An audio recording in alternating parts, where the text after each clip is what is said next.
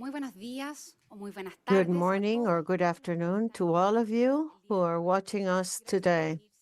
Thank you for meeting our webinar, Agrovisiones, a series of webinars for innovation for food transformation. I am Luz Valeria Obliger, and I will be your moderator in this fifth session of Agrovisiones. Today, we have an expert in agroecology. He's with us, joining us remotely, Mr. Miguel Altieri. He's a Chilean agronomist and entomologist. He received his bachelor's degree in agronomy at Universidad de Chile. Later, he had his master's degree from the National University in Colombia, and he got his PhD in entomology from the University of Berkeley. Since 1981, he has been teaching agroecology at the University of California in Berkeley in the Department of Environmental Science, Policy and Management. Altieri advocates for sustainable agriculture and has worked closely with farmers and workers in California and Chile to implement integrated pest management practices, intercropping, and other sustainable strategies.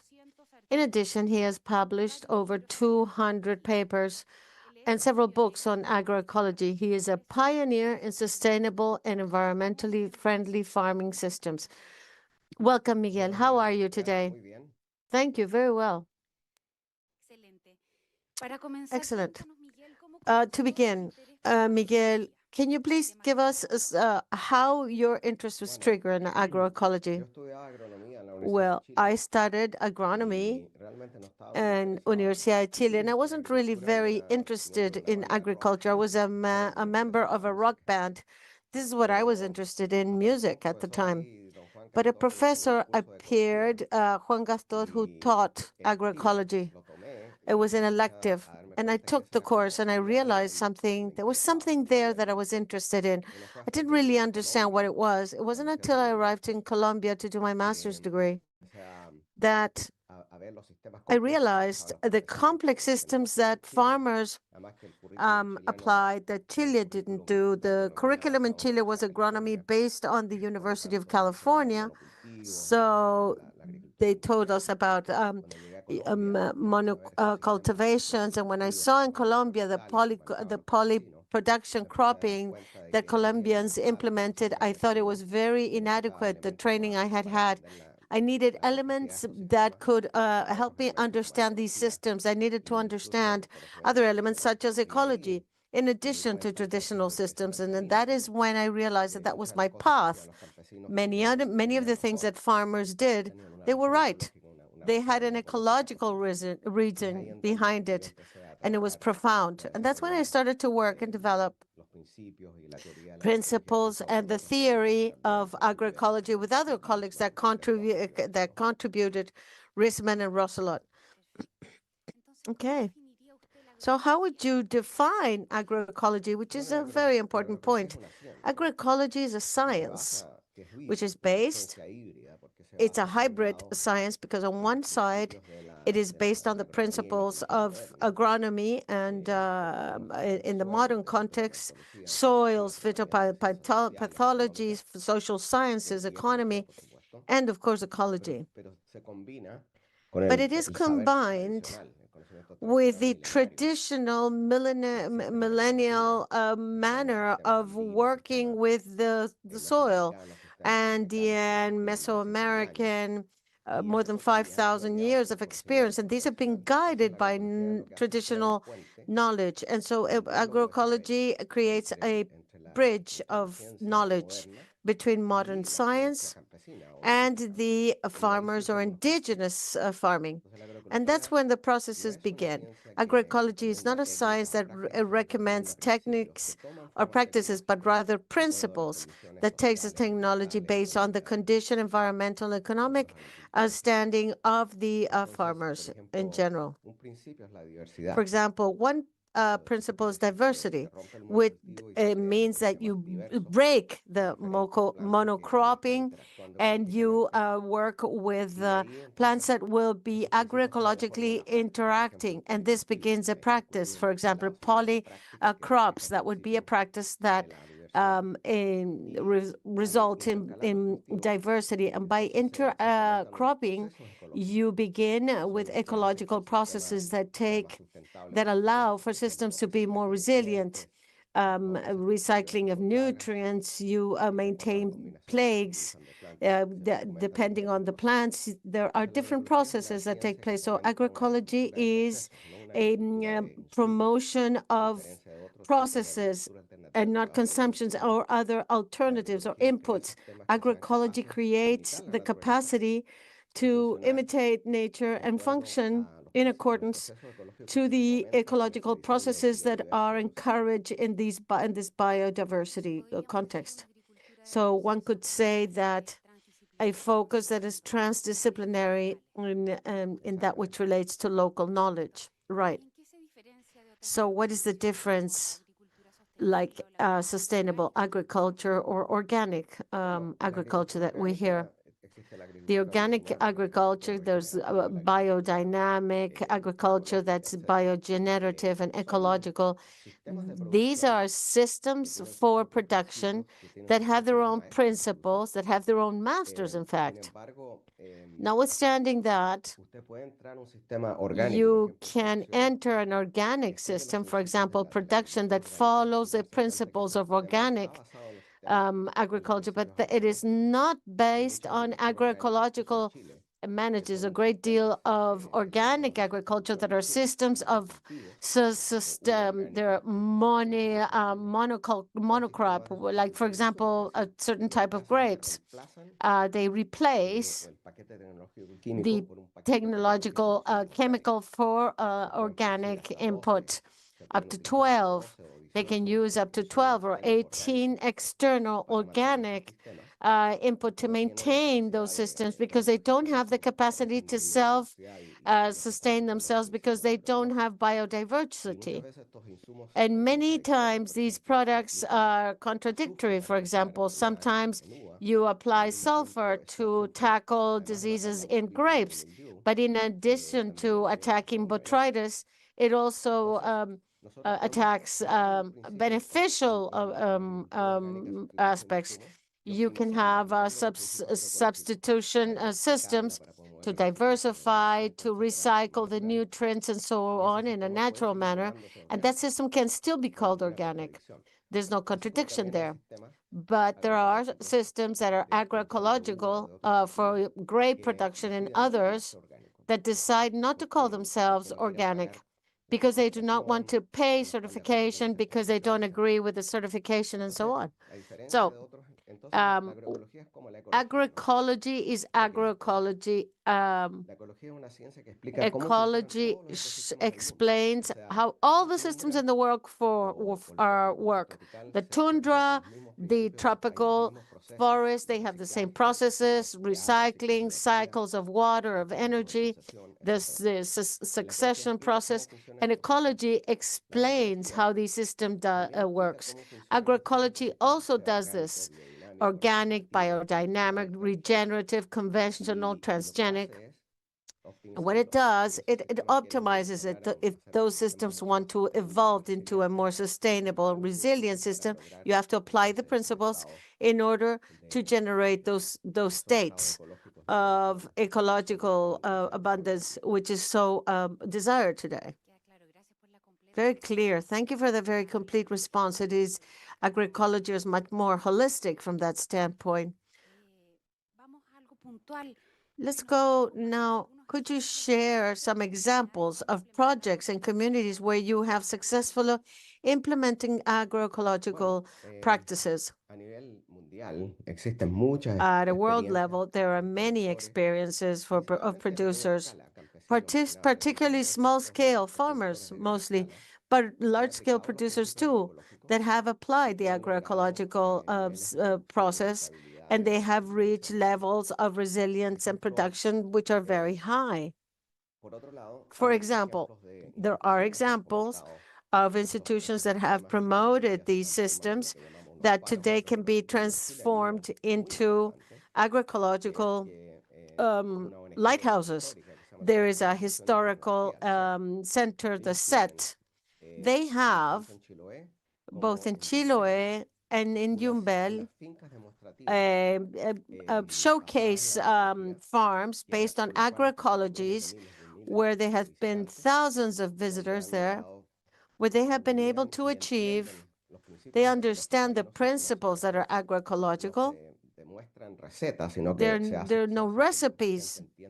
It is what we do is to ensure that that people understand how they work, and so they can apply them in their own farms. There are still microcosmos of traditional millenary, the famous guías, the osipan. These are examples of millenary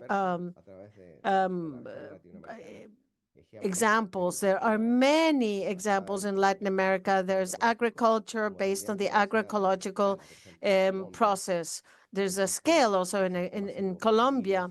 There are different systems of sugarcane based on agroecological. They integrate animals. There are many experiences. The thing is, they're dispersed. And so the big challenge we face, and we can talk about it later, is how do we scale these experiences to a higher level? We've mentioned Colombia, Chile. What other countries would you say are examples or good examples of the implementation of agroecology? The country that leads this is Brazil, not only because of the experiences that exist in the land, but because they have a law, a Planaco, which is a well-known, they have various tools to implement and scale agroecology. Colombia has just approved a law of agroecology focused for farmer agriculture. In Peru, there's also experiences in Mexico and in other countries also, but it's all dispersed. Cuba, yes, given their situation and from a special period, there have been pioneers in implementing agroecological processes at a regional level. So we have a lot of examples in the region. So I'd like to change a little. I'd like to ask you, what is the role of the traditional knowledge, of indigenous knowledge? What role does it play?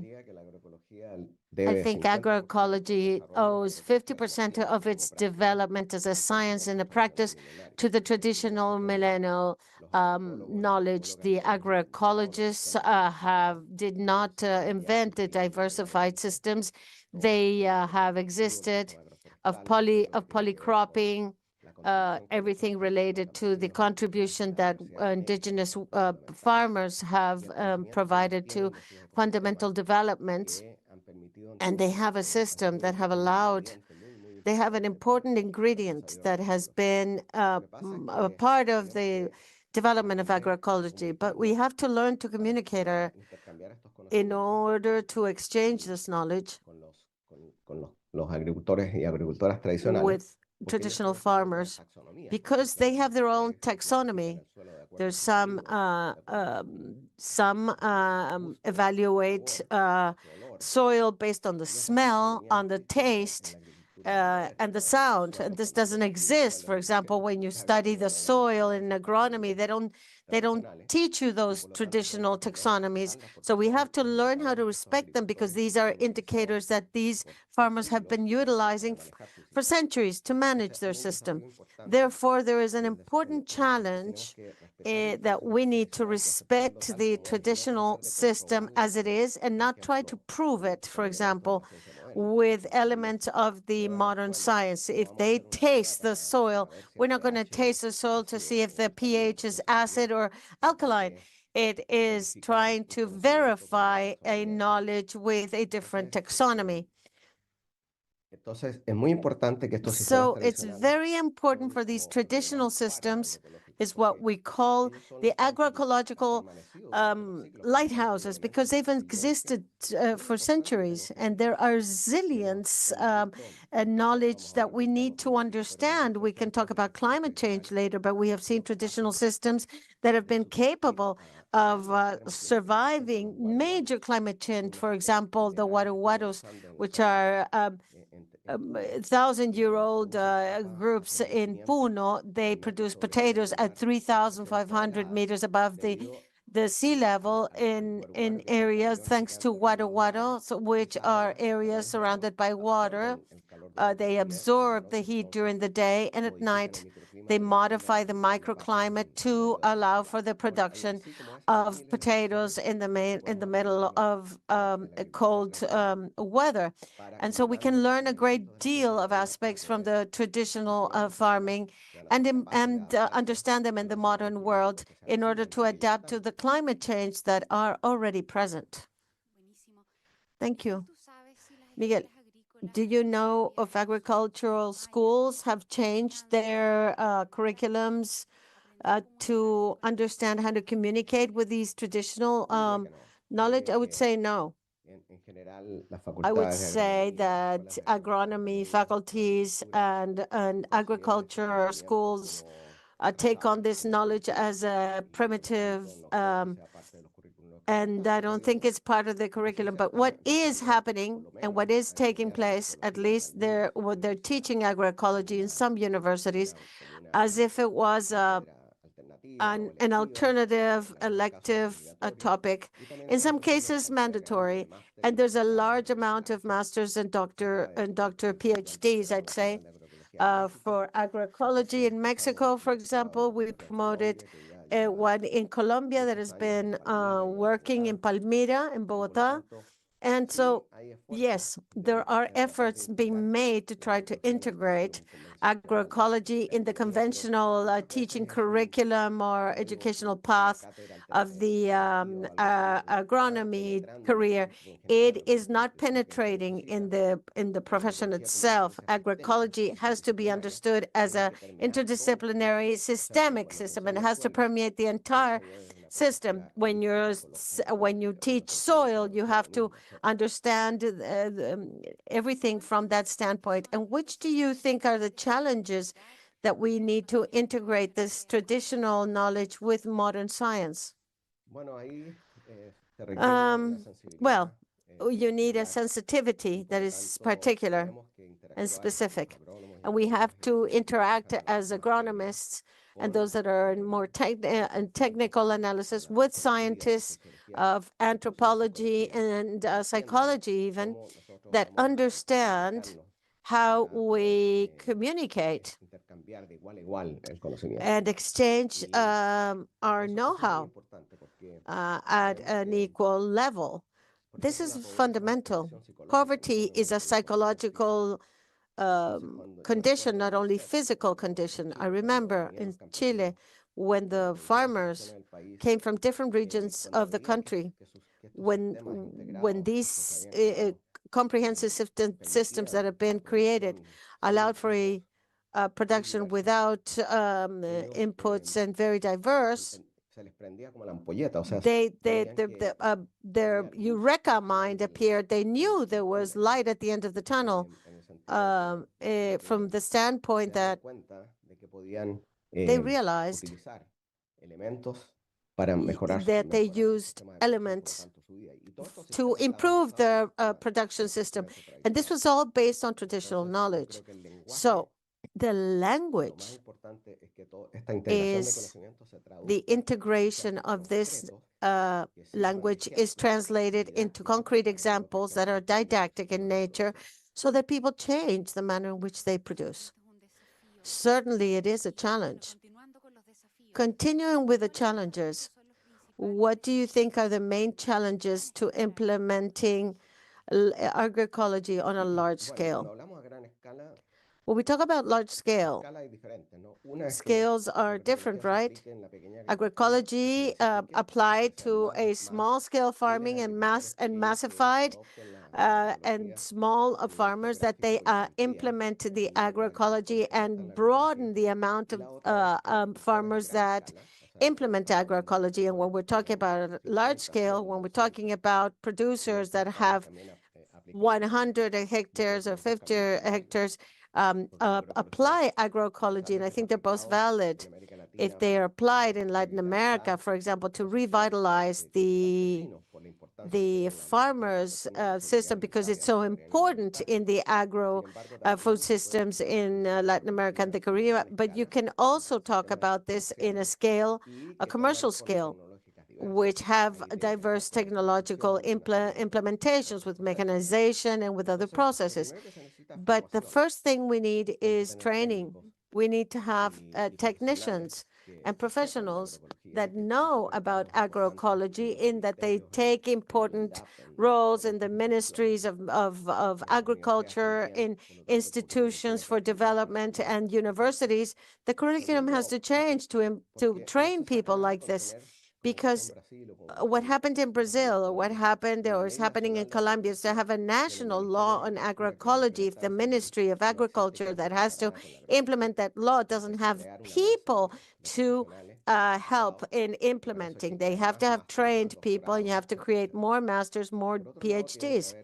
On the other hand, there has to be agro policies that are in favor of the agroecology. There's a lot being said today, a lot of talk about it, but there are very few countries that are implementing the broadening and distribution of agroecology.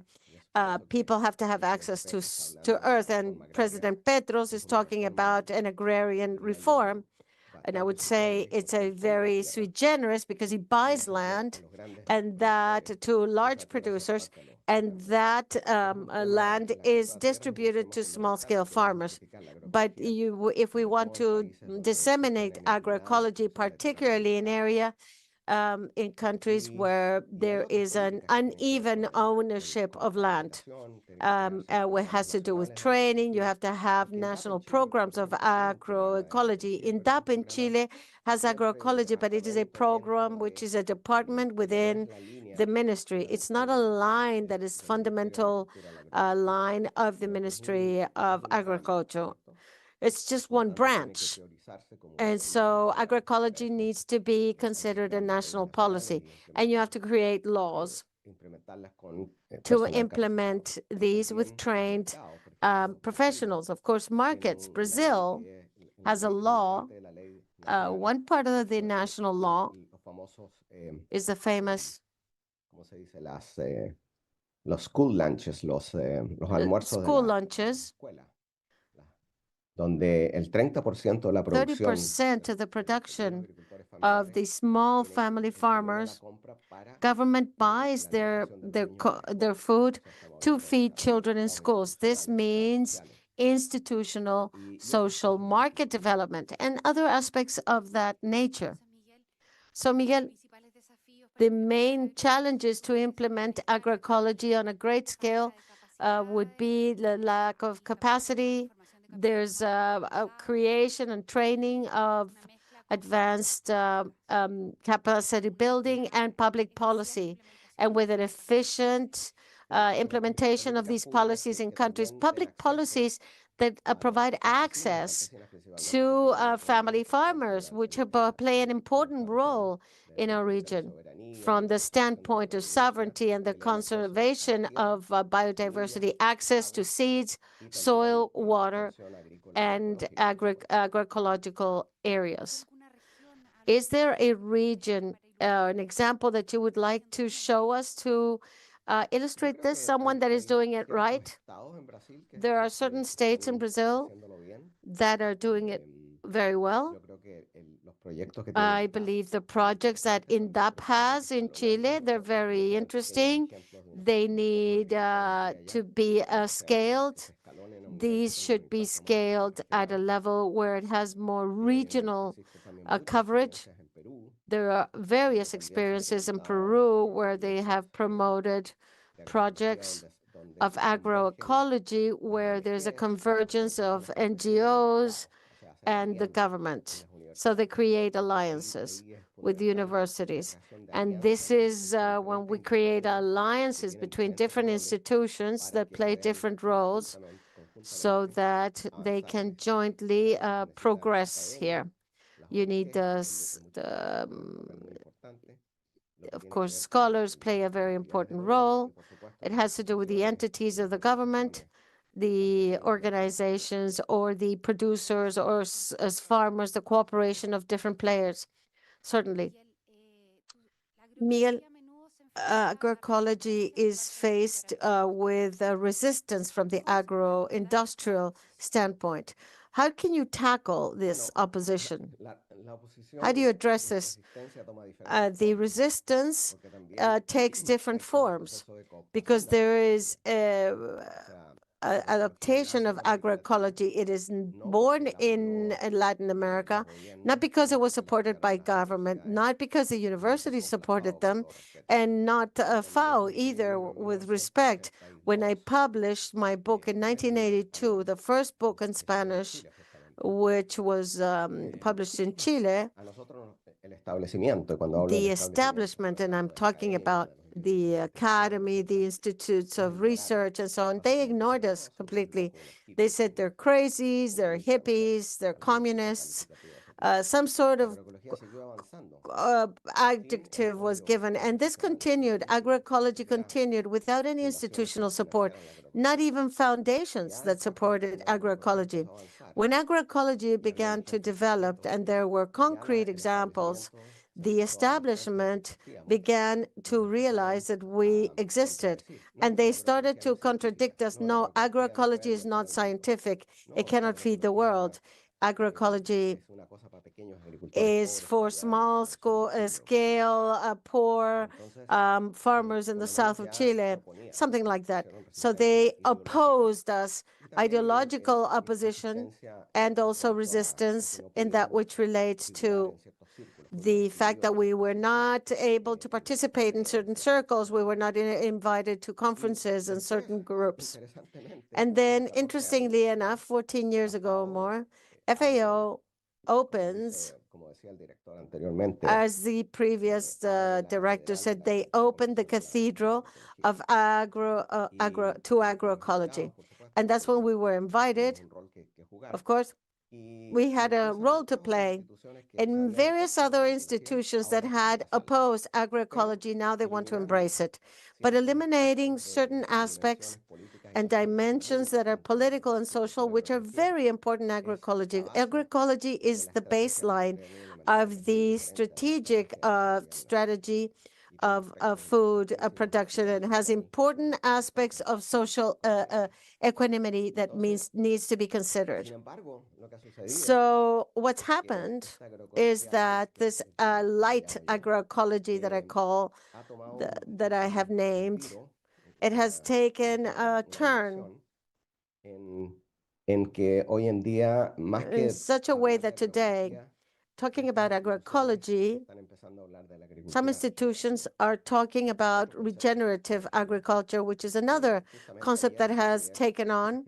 And Bayer has created an important alliance to promote the regenerative agriculture. So what have we done in agroecology that we consider is Latin American, first of all, and that it, in nature, in addition to the fact that it has principles that are fundamental, that cannot be corrupted. And agroecology, it distances itself from these new regimes that have appeared to maintain its identity, not because it rejects ideologically the digital agriculture or the artificial intelligence or biotechnology with gene or robotics. It is distant from it because the problems we're facing can be solved with the knowledge and practices of agroecology that exist. We do not need these other elements which are under the control of corporations, which forces some of the farmers to go into debt and to modify their processes. And it is very important to maintain that identity, the scientific identity, the Latin American identity, and continue on. This does not mean that we cannot utilize some of these elements in biotechnology, technological science, and I'll give you an example. We did some research in California many years ago where we realized tomatoes that were in an agroecological management resisted diseases than tomatoes that were managed conventionally with chemical fertilizers. With a great deal of research, we had to go to certain colleagues that managed biochemistry, genetics, and other sciences, more basic science, to understand the mechanisms, to understand why that happened. And what I'm getting at is that we are not rejecting the progress of science. What we're saying is that agroecology already has fundamental elements to be able to take on challenges, and it does not need these other tools to be able to solve these problems. Climate change, for example, which is one of the questions you asked. And I'm stepping ahead. We have done a great deal of studies that have indicated that after hurricanes, which have been very strong in the Caribbean area, and there have been studies done in Haiti, Puerto Rico, Cuba, droughts that are entering tropical sectors, the agroecological system resists are more robust than other systems. They're less affected, and they undergo less damage given these climate changes than conventional systems. So what are the mechanisms? There are thousands of mechanisms. We want to understand all the agro systems that explain this resilience. So there is an important lesson to be learned there. Some people say, no, we're going to use climatic change system with genetic modification. But this is a path that we are proposing, which is available to more vulnerable small family farming, and with the reality of these people. They don't have to buy or depend on seeds that are modified genetically, that they had the 80% of the genetic diversity. They have enough sustainable seeds. Thank you, Miguel. You answered about climate change adaptation, and agroecology seems to be better prepared for climate change than the traditional farming at large scale. And I'm also experimenting it myself. I retired from Berkeley 4 years ago. I'm an emerit professor. I am a farmer in Colombia, and our farm, which has been subject to climate swings, we have 6 or 7 weeks of drought, and then 6 or 7 weeks of the agroforestry, and agroecology resists much better than all our neighbors from the standpoint of resilience. So I have experimented this in a very pragmatic manner in my own farm. In your response, you mentioned the fundamental aspects of agroecology. Can you name them? There are principles that are technical and some are social. I'm going to refer to the technical ones. Basically, from agroecology, that allow us to design the systems that are important for the future. One is diversity. Diversity from the landscape, from species, and from the genetic standpoint. The landscape is very important. One thing is to have a field that has a monocrop, or one that's surrounded by forests. So there is an area where there is no natural matrix vegetation. We promote the creation of plants that have a functional biodiversity that promotes microorganisms and that play an important role. The intercropping is very important, rotation, polycropping, and also the complement amongst themselves. You cannot put lettuces and tomatoes.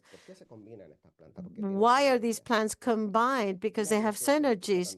And the genetic diversity also, if you only have one variety, you mix varieties, like the farmers used to do, and the Mapuches do this. They mix maize, for example, because it has a very important principle, the accumulation of biomass, of organic matter on a constant matter to improve the structure of the soil, but the biological activation, this microbiome of the soil is functioning and that the components are there. And that is fundamental. And the other aspect is the recycling of nutrients, which is also biologically mediated. That's another principle. And the other principle is to minimize losses, no loss of water, nutrients, soil, biodiversity, and measures of conservation, which are extremely important. And the last one would be synergies. As I said, not only add diversity per se, but also to create synergies that are fundamental in interactions that will promote the accesses. What are those processes? These are nutrient recycling, the biological management of plague, and the productivity of the system. These are the processes that need to take place so that it is productive and resilient. Thank you, Miguel, for this answer. Now we're coming to the final part of this meeting. How do you see the future of agroecology in Latin America and the Caribbean, and what are the steps necessary for its expansion and consolidation? How do you see that? As I said, I have a great deal of hope. Every time I travel in Latin America, I see a great deal of farmers that still keep their systems. Some are adapting the agroecological systems. Many large-scale farmers, given the prices of fertilizers and products, they're implementing agroecological practices. And where I am in Colombia, there are many citric avocado producers, and they can't pay. They can't afford fertilizers anymore. The prices are much too high. And so they're going to organic fertilization system. So I see that there are strengths of the prices of products and climate change. Many farmers are realizing that their conventional systems that lack biodiversity, both in soil and so on, are much more susceptible to climate change. And therefore, when they use organic material, they see there is a change, because for every amount that you increase in the soil, we can add 17,000, you can save 17,000 liters of water per hectare. And the organic material also play an important role in the systems to be more resilient to agriculture, to drought. And many are realizing the importance of this practice. The experiences are there. As I said previously, we have to create a program of national agroecology with a great coalition of players that have different expertise, responsibilities from academia, research centers, NGOs, governments, the family farming cooperatives or organizations. And this, unfortunately, is not taking place in many countries. There are laws, but laws are not complied with. For example, the previous government in Brazil, in the agroecology law, was almost immobilized. We cannot be subject to the political device of an administration. This is the path that is affecting the planet, and there is no other path from my standpoint. We have to realize that we cannot be exposed to the whims of government, so that we can implement this on a permanent basis. Thank you, Miguel. And a last message that you'd like to leave to young agriculture, to scientists and public policy involvement in that which relates to agroecology. In our planet, we are reaching points where we have overcome certain thresholds. particularly when talking about planetary borders.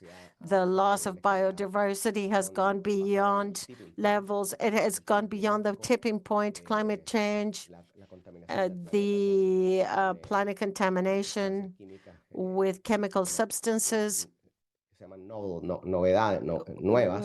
which are novelties and their combinations.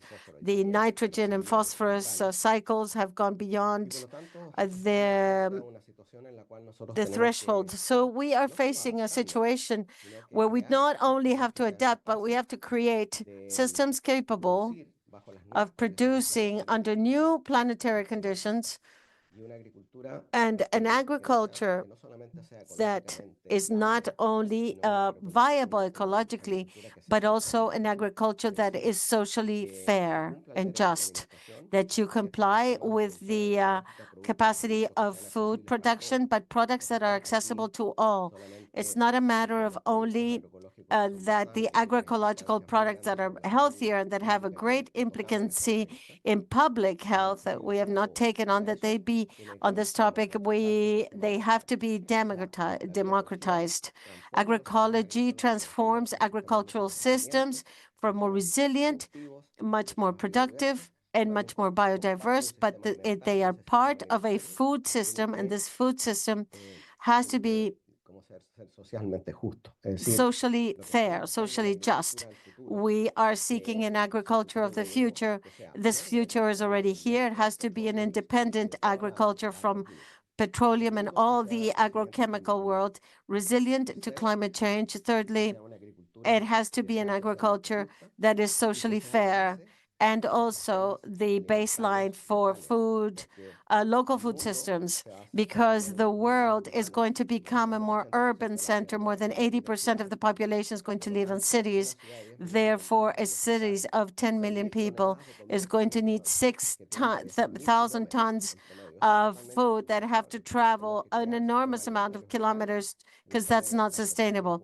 So we have to make sure that agroecology play a fundamental role in the scenario of war, climate change, pandemic, and so on.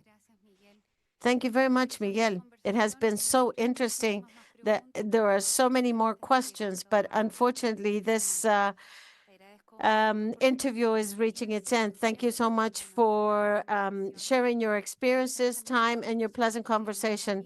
We also thank all those watching and invite you to continue watching the upcoming interviews of Agrovisiones. The next one will be in September. Thank you, Miguel. Have a very nice day. And I hope you all have a lovely day, those of you that are here.